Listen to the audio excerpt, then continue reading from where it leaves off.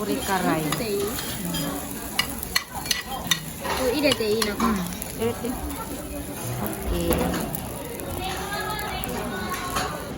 So ayan guys, bagong tuklas namin ang Marugin Ramen. Kasi pinakita ito sa TV. So yung aking papsi siyang nakakita na pinakita sa TV kaninang umaga. So nandito kami. Ayan, ang kanilang menu. So ayan guys. So, iikot-ikot ko para makikita ninyo yan. Di ba ang mumura lang? Yan ang swak na swak sa inyong budget yan. Pag kayo'y mahilig sa ramen, mayroon ding mga ibang gusto nyong kumain, may karagi, ayan. Ayan siya, focus ko. Ayan, 690. Ayun ang aking karay ang gusto ko. Yung maanghang. So mamaya i-order ko yung maanghang. So ayan, nandito na yung aking order. Shortcut tayo. Ito yung sa aking anak. So yan ang kay Papsi ko. Kasi mahilig siya sa may egg. So nag-order rin kami ng chahang, yung fried rice.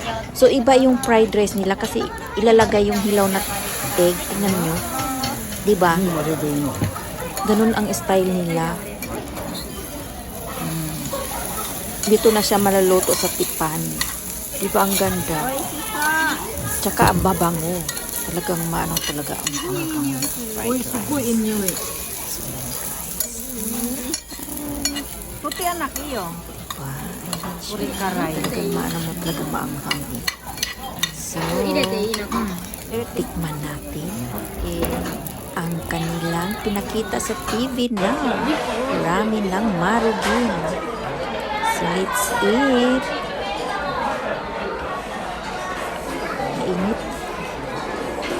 Ayan, diba? Diba, timas? Ang init.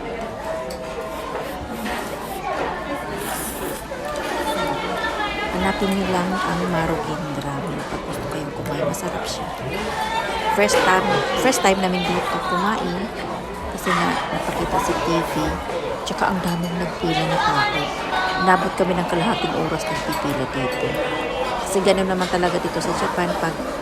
Pag napakita sa TV, tapos yung mga comment na masarap, so talaga ang tao dumadagsa. At tsaka hindi talaga nagkamali, masarap ang kanilang ramen. Ayan. Ito yung sa Marugin ramen. At tsaka yung sahog nila, maraming sahog nilalagay. Hindi siya tipid. Ang sarap.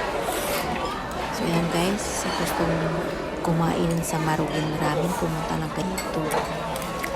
Then perfect timing kasi malamig ang panahon sa labas. At masarap ihigop ng sabaw ng ramen, lalo pag spicy. Lalo na ako mahilig sa spicy. Ayan. Maging mainit ang inyong katawan. Hindi ka lalamigin. And then take note dito, mura ang kanilang ice cream.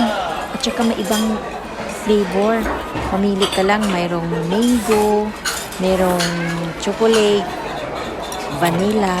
Ngayon, tingnan nyo to guys, oh. O, diba? Ayun, mura lang 98. Yung may mikan pa, yung 290 yung mikan.